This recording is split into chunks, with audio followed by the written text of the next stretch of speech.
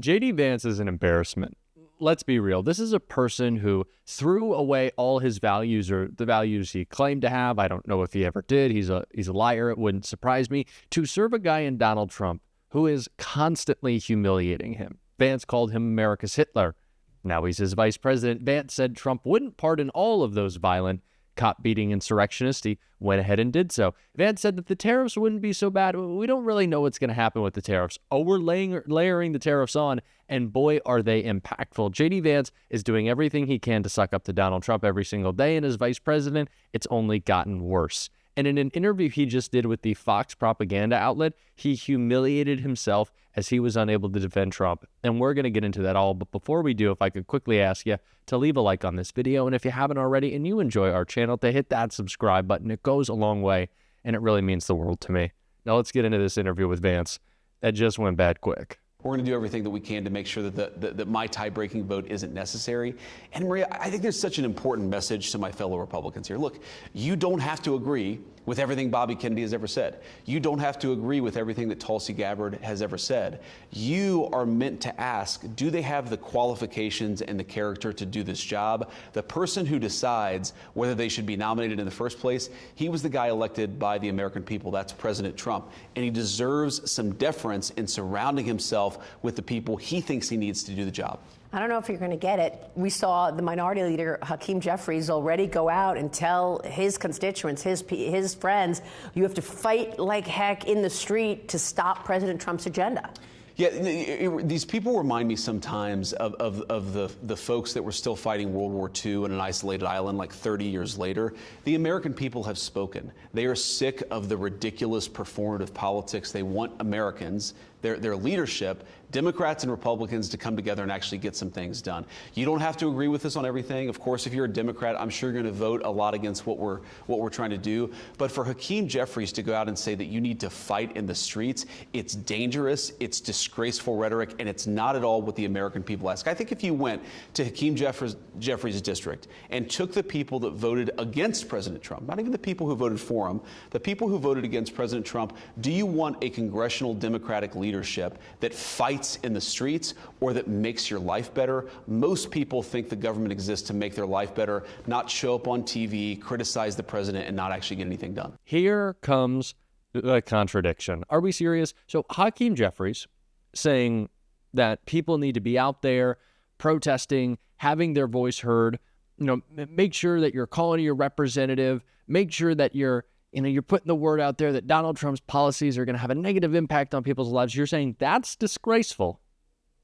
But you have no comment on the pardoning of cop-beating January 6th insurrectionists, who you said shouldn't be pardoned a week before they were. None of that's disgraceful, JD? You don't have a big problem with that? It's embarrassing the way that JD Vance has to suck up Donald Trump, how spineless he is. And there's not a lot of substance to JD Vance. There's a lot of complaints. It's a lot of whining out of him, but none of that ever really feels real out of JD, which isn't a surprise. He's just kind of this blob that bends in any way to satisfy Donald Trump or, the MAGA voters who he eventually wants to make him president. Sorry, JD, that's not happening. But again, he's bending in all these different shapes and directions. And of course, we saw that again when he was asked about tariffs. The president said these tariffs will go into effect tomorrow. Yep. 25% on Canada and Mexico, 10% on China. Are you expecting retaliation? We'll see what happens, but I think, unfortunately, the retaliation has already happened. The problem with this whole idea that they're going to retaliate is they have already been taking advantage of America for decades. The retaliation is Donald Trump saying no more. We're not going to be taken advantage of anymore, and I think it's important the president is doing what he's doing. Now, look, it looks different ways and comes in different forms, whether you're talking about Canada or China or Mexico. We know that Mexico has allowed the facilitation of the illegal drug trade and illegal sex trafficking for years and has done nothing about it. If they want to be a better partner to us, the time starts now. We are feeling the impact of Donald Trump's tariff agenda already, JD. And if you cared about the value that you're espousing there, saying that what Donald Trump is really trying to do with these tariffs is protect people. Let's go back to January 6th. Why are you letting violent criminals on the streets again that have beat up police officers and attacked our Capitol?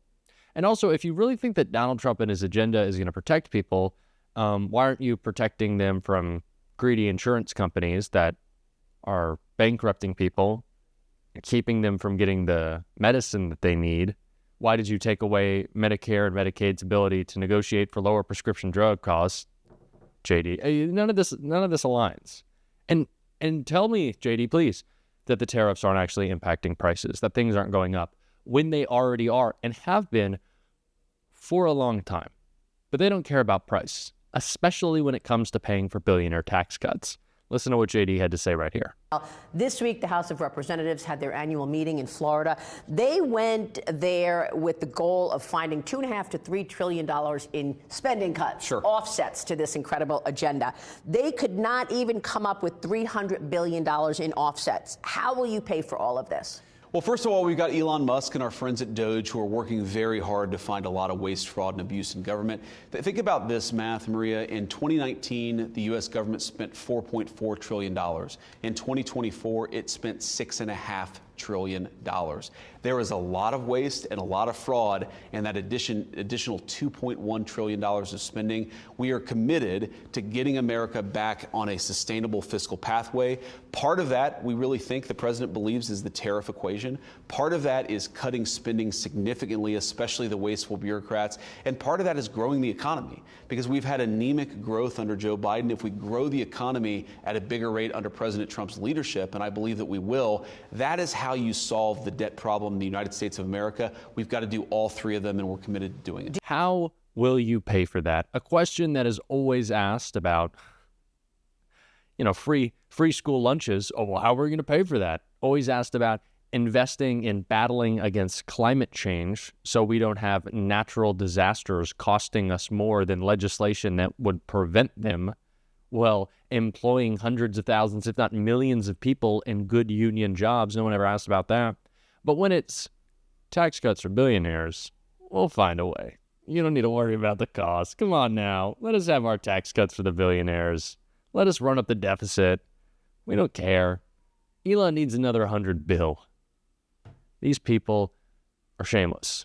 It is always so shameless. Actually, the worst example of this, and I'm going to have a big rant, so prepare for that after what JD had to say right here. So here's the thing that I think a lot of folks don't appreciate about Greenland. It's really important to our national security. There are sea lanes there that the Chinese use, that the Russians use, that frankly, Denmark, which controls Greenland, it's not doing its job and it's not being a good ally.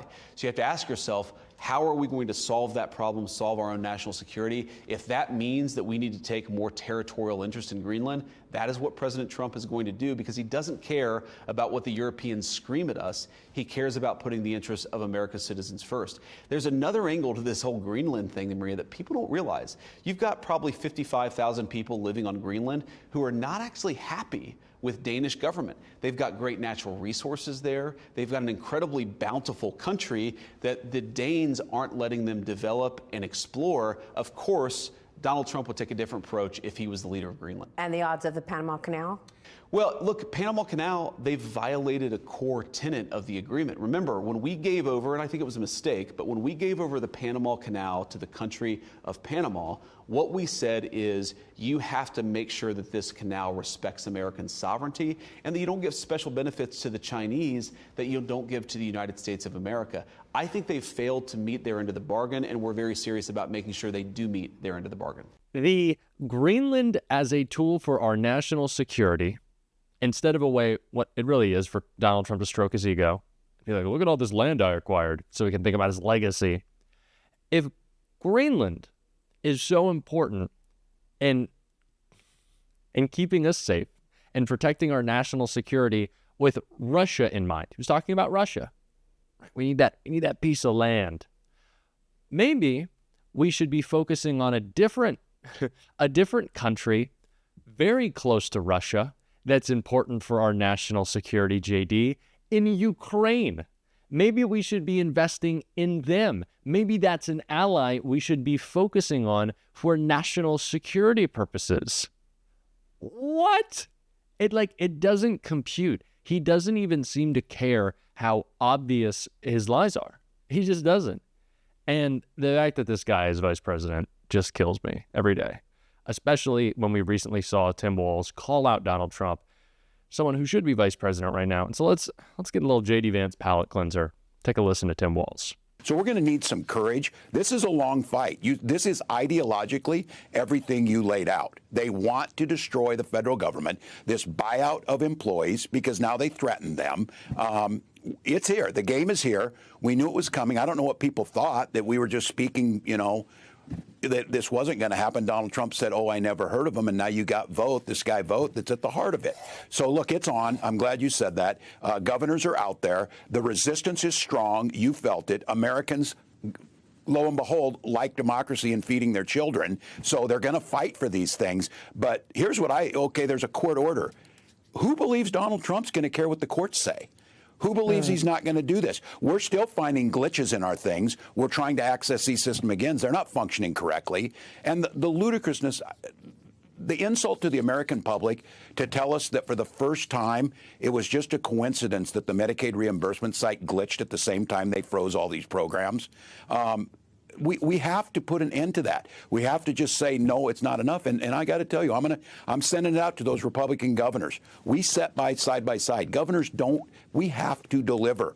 We have to make sure that the water runs, that things are happening, and they're getting hammered just as much as we are. What do you think America's listening to you right now, thinking about what might have been had you been vice president instead of JD Vance, what might have been had Kamala Harris been the president right now instead of Donald Trump? People hearing you talking about the pushback and the fight and that mattering. What does that mean in practical terms? The average person watching you right now who agrees that this needs a big pushback, what should they do? Yeah, and that overused term, the frog in the boiling water, we've been in the damn pot way too long. I think it is speaking up. It's thinking about your neighbors. It's writing and putting those members of Congress. Look, there is no spine amongst those folks, but this is real. This is, they're talking about defunding the police, things that they, puff their chests up and say they're good with, making the case. And I would let, to the voters, I'm with this too. Everybody's fatigued. Trust me, I get it. Oh, boy. Oh, man, I miss him. I miss him so much. Please, Tim Walz. We need you back. Please, Tim Walz. Oh, my gosh. It's hard. It's hard to hear someone like that who has so thoroughly dedicated themselves to serving his community. And JD, someone who has so thoroughly dedicated himself to serving JD Vance as a vice president. Ugh. I hate it. But we got to call it out. That's our job. That's what we're doing. And we're going to be doing it on this show every single day. And if you want to support that, as always, you can hit that subscribe button. You can leave a like on this video. And if you stuck around to the end, you can drop a blue heart in the comments. And until next time, I will see you soon.